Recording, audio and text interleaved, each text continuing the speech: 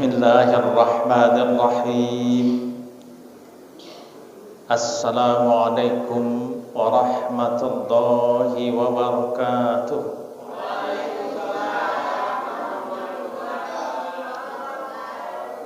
Alhamdulillah. Alhamdulillahirabbil alamin ala kulli hal. Subhanaka la ilma lana illa ma 'allamtana innaka antal alimul hakim. Ashhadu an la ilaha illallah wahdahu la syarika lah wa ashhadu anna Muhammadan abduhu wa rasuluh alladzi arsalahu bil huda wa dinil haqq liyuzhirahu 'ala ad-dini kullihi walau karihal musyrikun. Wa qala Allah ta'ala fil Qur'anil Karim, A'udzu billahi minasy syaithanir rajim. Ya ayyuhalladzina amanu kutiba 'alaikumus syiyamu kama kutiba 'alal ladzina min qablikum la'allakum tattaqun ayyaman ma'dudat ila akhir. Shadaqallahul azim. Wa shadaqa rasuluhun nabiyil karim. Wa nahnu 'ala dzalika minasy syahidin wasyakirin walhamdulillahi rabbil alamin. Amma ba'd. Yang saya hormati Bapak BKM Masjid Bagus Salam serta staf-staf pengurus. Yang saya hormati ibu-ibu, remaja putra, remaja putri, anak-anak kami yang kami cintai. Syukur alhamdulillah dalam kesempatan puasa insyaallah yang ke-13 ini Allah berikan kesehatan, kesempatan, kelapangan waktu dan kekuatan. Dan lebih daripada itu ketakwaan kita kepada Allah Subhanahu wa taala benar-benar takwa.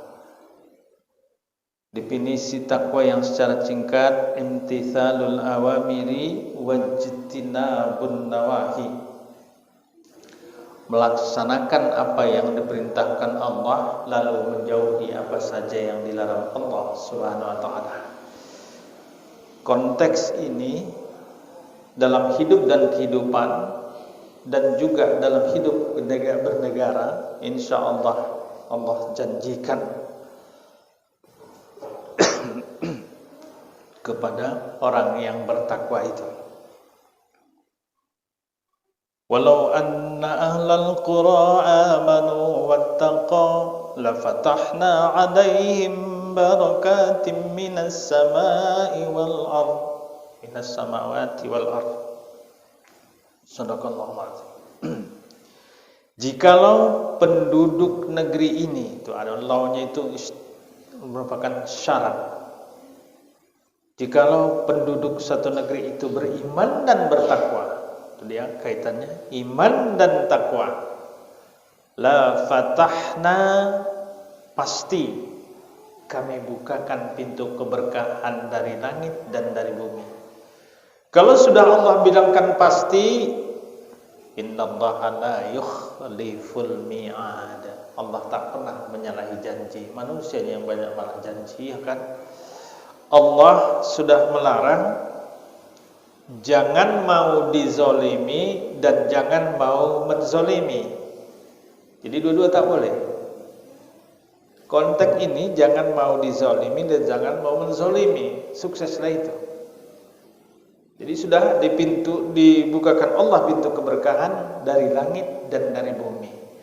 Kalau sudah datang berkah dari langit, datang berkah dari bumi, luar biasa keistimewaan hidup kita. Maka selalu kalau sudah orang berumah tangga menikah pun mudah-mudahan diberkahi Allah Subhanahu wa taala. Barakallahu lahumma barakallahu wa jama'a bainakum bil khair, itu selalu doanya. Apa arti berkah? Ziyadatul khair, bertambahnya kebaikan. Ibu bersedekah, barakallah, mudah-mudahan sedekahnya diberkahin Allah. Kalau sudah diberkahin Allah, sedekah itu insyaallah Allah juga akan tambahi rezeki kita.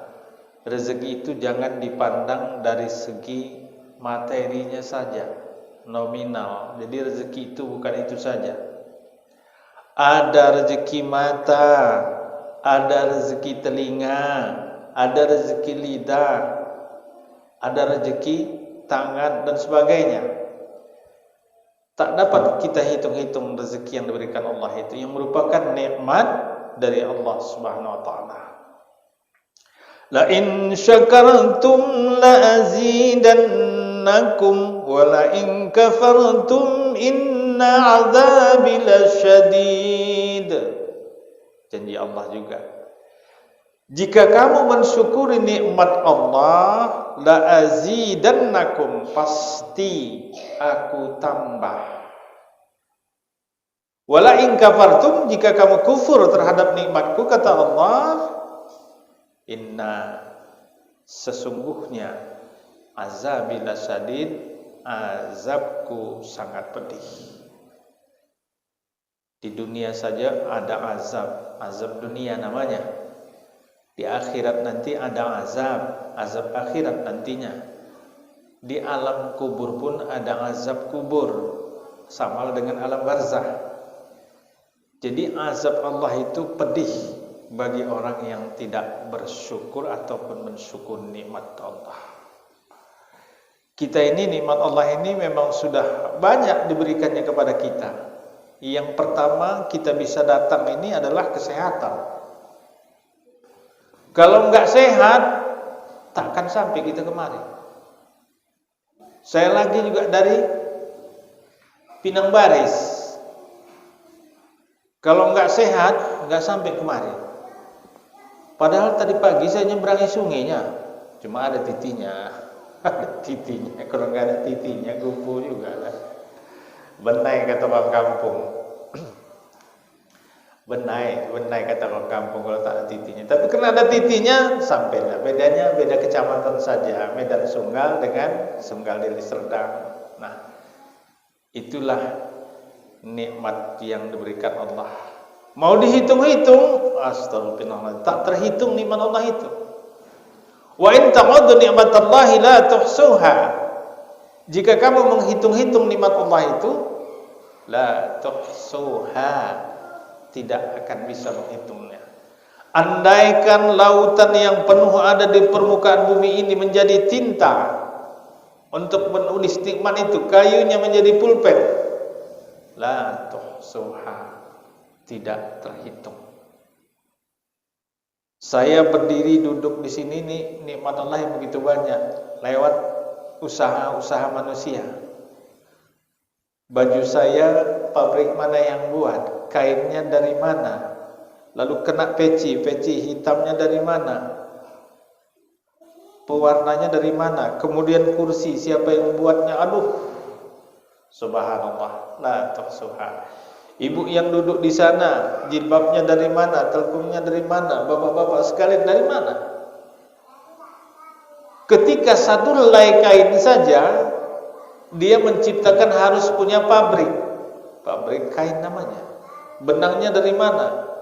Harus punya pabrik benang. Lalu jahitannya dari mana? Harus punya mesin jahit. Subhanallah, tak terhitunglah nikmat Allah itu. Jadi kalau orang yang kufur dari nikmat Allah, maka Allah ancam. Bagaimana untuk mensyukurinya? Untaian kalimat alhamdulillah itu salah satu bentuk kalimat syukur. Lalu bagaimana mensyukuri nikmat yang Allah berikan kepada kita? U'iduha, kembalikan. Kalau sehat untuk mengabdikan diri, kalau punya jabatan jadi kepling untuk mengabdikan diri, kalau jadi lurah untuk mengabdikan diri, kalau jadi camat untuk mengabdikan diri. Jadi ibadah semua. Jadi ibadah. Maka ayat yang turun, wa ma khalaqatul jinna wal insa illa liya'budun.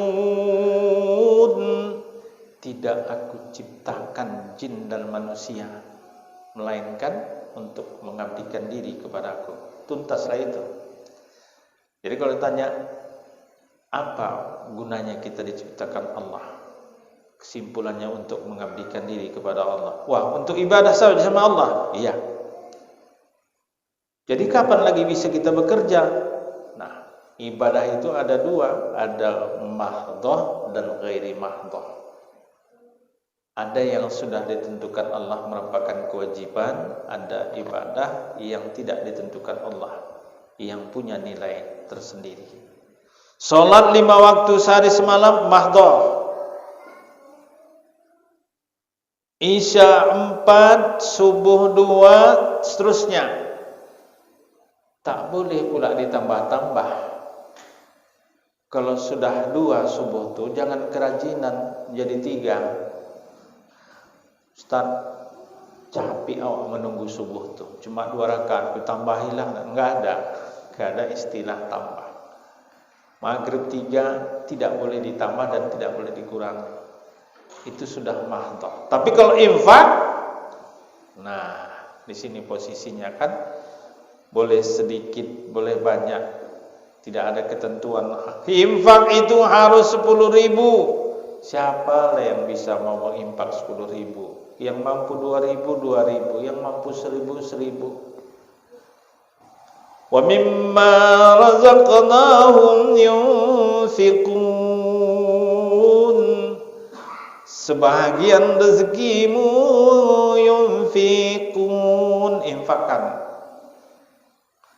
Istimewanya ini infak, anfik yunfik alaika. Kalau kamu suka berinfak, kata Rasul, kamu akan diinfakkan Allah.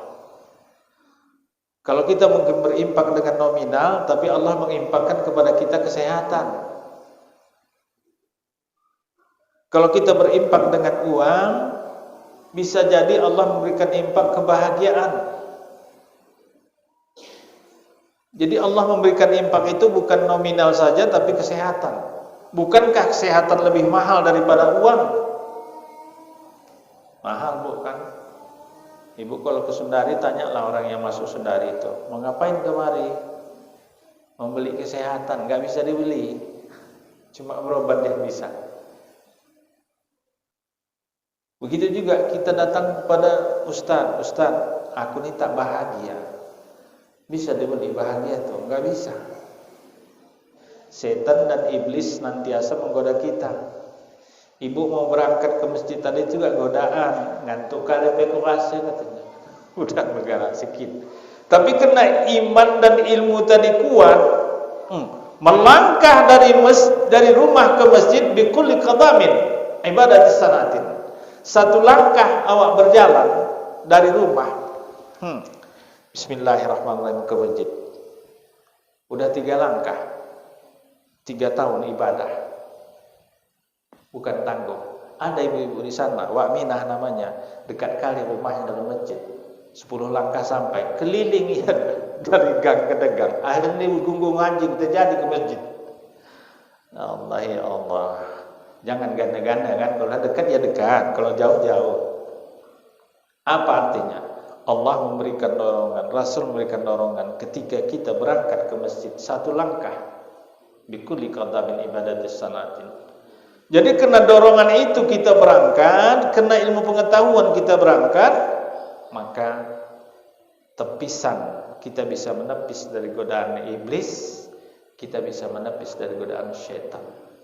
Padahal setan sudah ada pendamping kita, jin, iblis dan sebagainya, ada makhluk yang kadang-kala menggoda manusia.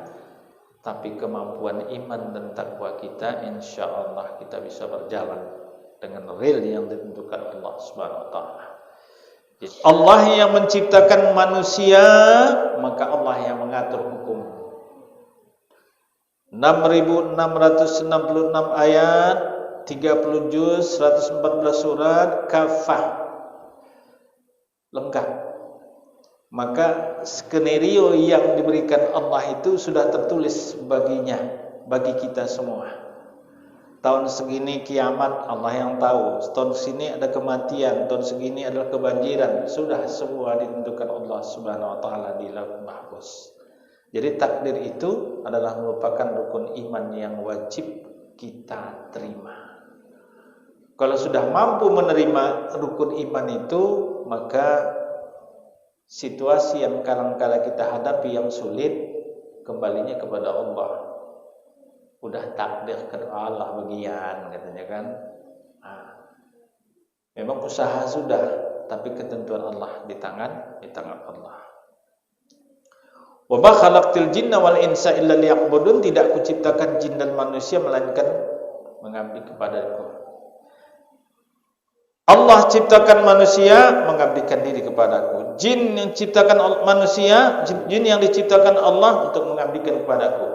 Tapi jin ada jin kafir, manusia pun ada manusia yang kafir.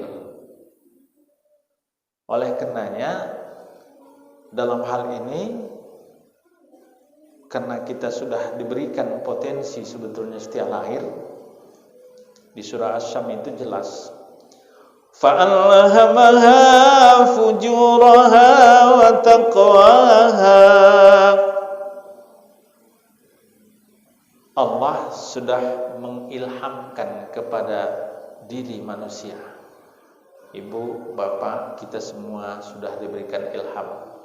Ada fujur, ada takwa. Dua potensi ini berada di dalam diri kita. Saat kita tidak mau menuntut ilmu, saat kita tidak mau ikut aturan Allah Subhanahu wa taala, maka dia jatuh kepada fujur,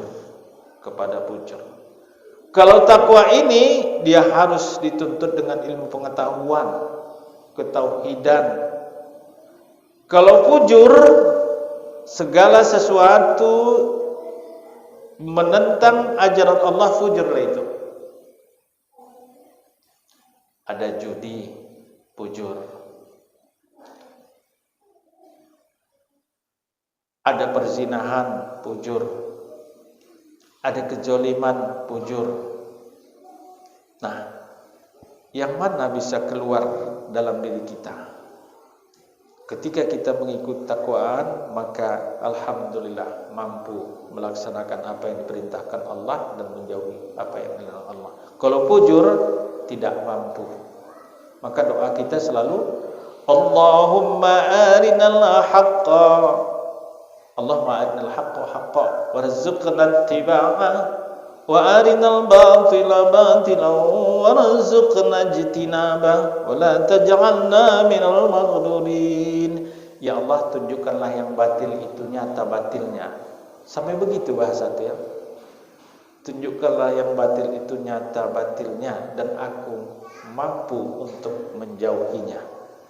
Ya Allah, tunjukkanlah yang benar itu nyata benarnya, dan berikanlah kekuatan dan kemampuan untuk mengikutinya. Kemana arah doa ini? Ibu, bangun apa tidur nih? Tidur apa bangun? Awak tengok khusyuk, angguk-angguk, rupanya ngantuk. Tapi yakin saya, takkanlah itu kan sedikit kalinya waktu kita. Nah, ini fujur nih, bicara fujur. Ada tetangga sebelah, Bu, minjamlah uang 1 juta, perlu kali rasanya. Nanti bulan depan aku kasih lebih. Nah, berapa lebihnya kata ibu itu? 200 lah, 200 pun jadilah lebihnya katanya. Setuju kan? Sama setuju itu kan? Ridho sama ridho kan? Main judi pun ridho sama ridho itu. Tapi salah. Nah, ini dia posisi fujur tadi. Kuat gak iman kita? Kita udah tahu riba itu haram, tapi ini kesempatan bagi kita. Nanti gak kembali lagi kesempatan. Seminggu aja udah dikembalikannya 1.200.000. Malah udahlah, kasih aja lah. Nanti seminggu kasihkan 1.200.000. Nah, yang 200 itu haram. Tapi kalau anak sekarang bilang harum, Masya Allah, haram. Nah, ini dia tadi fujur. Udah ada iman, Allah sudah berikan takwa, tapi kenapa yang fujur diikut? Kelemahan ketakwaan kita tadi.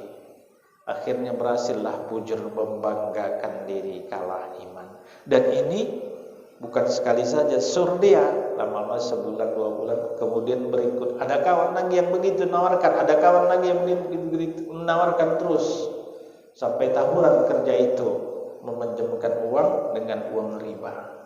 Fujur yang ada itu. Bapak Ibu hadirin sekalian, dosa orang berbuat riba itu sama dengan berzina dengan ibunya. Masya Allah, malunya kita. Apa bisa rupanya membahagiakan kita uang riba itu? Enggak. Lalu enggak kita pakai, enggak kita bikin riba itu kelaparan kita? Enggak. Kesederhanaan itu lebih mulia lagi dan tidak kelaparan dan tidak bermasalah. Kalau Allah mudah narik rezeki kita itu paling mudah. Sehebat apapun uang kita, kalau Allah mudah menariknya, tariknya, selesai. Mau satu rumah, satu kamar uang kita yang kita simpan, mungkin 15 menit bisa hancur. Ketika terbakar, selesai. Jadi kembali kepada bujur tadi. Dua potensi itu yang kita ikuti adalah takwa. Jalan bujur jangan diikuti. Masuk ke masjid takwa, berinfak takwa. Ini bulan Ramadan ini luar biasa infak kita. Mulai dari 70 bahkan 700 kali lipat ganda yang diberikan Allah. Ibu mau merebut pahala puasa lebih banyak lagi, beli aja semangka.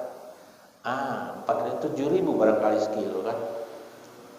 Beli yang 2 kilo tak mahal-mahal, 14.000 jadilah.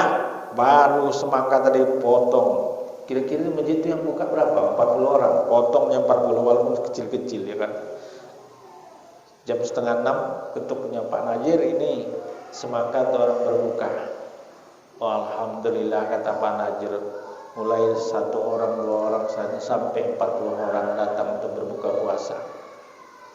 Semangka yang 40 tadi, 40 potong tadi dibagi semua, dapat semua. Begitu beduk berbunyi, Allahu Akbar, Allahu Akbar, semua orang berbuka dengan air, dengan semangka yang ada kita kasih tadi. 40 orang berbuka, 40 porsi puasa kita dapatkan. Luar biasa. 40 porsi pahala puasa yang kita dapatkan. La yangkus, tidak mengurangi orang yang berbuka tadi puasanya. Hebat enggak Bu? Jadi yang ada di bulan Ramadan, bulan yang penuh berkah. Bulan yang penuh berkah. Anfik yunfik alaika. Sukalah kamu berinfak, maka Allah memberikan infak kepadamu. Ayatnya, wa mimma razaqnahum yunfikun. Sebahagian rezeki yang Allah berikan, yunfikun, infakkan. Nah, jadi luar biasa di Ramadan ini, semua ibadah yang kita laksanakan penuh dengan keberkahan. Jangan batalkan pahala puasa dengan menceritain orang lain. Terjaga. Jam berapa nih pulang kita nih? Ada 15 menit lagi, 10 lagi. Nah, tadi Imam ada kalimat Isa bin Maryam, ya. Isa anak Maryam. Kenapa enggak disebut binti Maryam dalam ayat itu?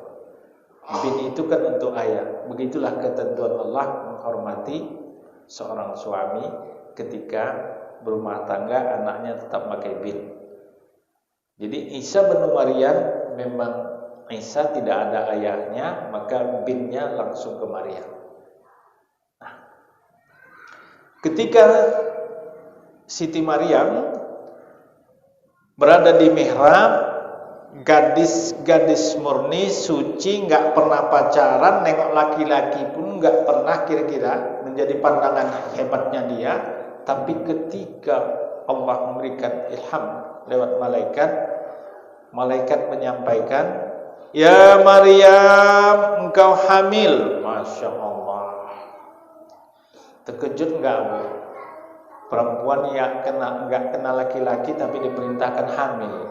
Oh, betapa setakutnya hatinya, bukan main kan. Masya Allah, mana mungkin saya hamil? Allah perintahkan kamu hamil. Karena perintah Allah dia terima. Yang namanya hamil itu gembongnya bukan di belakang, tapi di muka. Sebulan nggak nampak, 2 bulan nggak nampak, 3 bulan mulai nampak. Iya, betulnya tuh kalau salah maafkan awak ya. Karena kami laki-laki tak pernah hamil ya kan, cuma gendut ada. Mulai nampak, bunyilah ocehan orang kampung. Tuh, murid Maryam tuh, orang suci kok hamil. Masya Allah, malunya takutnya bukan main dia. Akhirnya dia berangkat ke satu tempat daerah kandang kambing diistilahkan itu. Maka orang Yesus menyanyikannya, Yesus lahir di Bethlehem. Bait itu rumah lamun daging. Jadi daerah kandang unta, Isa itu. Tapi mereka sebut Yesus. Itu perbedaannya. Jadi kalau perkembangan agama ini dipahami dari non-muslim lalu diselidiki, pasti dia berpindah kepada Islam. Karena kalimat Yesus dengan Nabi Isa alaihissalam, Isa itu kepada kita Nabi, Isa itu kepada mereka Tuhan di situ. Nyanyinya tadi itulah dia. Nah, saat Siti Maryam melahirkan Nabi Isa alaihissalam, ya tentu ada ajudannya beberapa orang. Akhirnya selamatlah dia. Selamatlah Nabi Isa. Mau pulang lagi ke tempat kampungnya, malu enggak? Enggak ada suami tapi gendong anak. Masya Allah. Akhirnya disitulah kalimat, Inni nazartu lirahman sauman lan ukallimal yawmal insiya. Siti Maryam bernazar, sesungguhnya aku bernazar puasa hari ini, lan ukallimal yaumal insiya, aku tidak akan berbicara kepada siapapun. Digendongnya lah anak tadi pulang. Ya Bu ya, digendongnya. Cara gendong kan begini kalau kecil itu kan. Kalau ibu-ibu lagi kadang-kadang mendadu-dadukan anaknya. Nang ning nong ning nang ning nong, nang ning nang ning nong ning nang. Udah besar jadi apa? Bagus. Yang sakit ini nang ning nang ning nong ning nang. Anak siapa? Kata ayahnya di belakang. Woi, anak siapa rupanya kok gendong tuh? Alah abang kok marah abang. Aku kan nyanyi-nyanyikan aja. Anak kita lah bang. Tapi kenapa kau bilang anak siapa? Bertanya dia. Nah, digendong Maryam. Nah, tadi sudah berbicara tanpa berbicara. Akhirnya digendongnya sampailah ke tempat daerah tempat tinggalnya. Maryam, itu anak siapa yang kau gendong? Kan udah tadi nazar tuh. Aku bernazar tidak berbicara kepada manusia. Dia isyaratkan aja sama anak yang digendong. Siapa? Nabi Isa alaihissalam. Maka berkatalah Isa alaihissalam itu, Ana Rasulullah, aku adalah utusan Allah. Nah, dalam konteks puasa ini ibu banyak menahan diri. Sudah tadarus bagus, selesai tadarus jangan ngerumpi.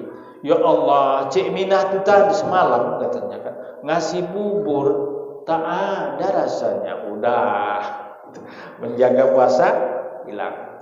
Datang satu iya lagi, semalam ngasih lontong gak ada kuahnya katanya. Ini Ramadan, maka jangan hapuskan pahala puasa dengan ucapan yang tidak sesuai dengan larangan puasa. Kita ingin puasa ini betul-betul puasa kita iman dan ihtisaban. Iman dan ihtisab. Ghufira lahu ma taqaddama min dzambih. Allah akan ampunkan dosa-dosa kita tahun yang lalu dan tahun yang ini. Inilah yang dapat saya sampaikan. Allahu a'lam. Mudah-mudahan dengan Ramadan ini Allah berkahi kita, Allah berikan kesehatan kepada kita sampai di penghujung di Idul Fitri. Wabillahi taufiq wal hidayah. Assalamualaikum warahmatullahi wabarakatuh.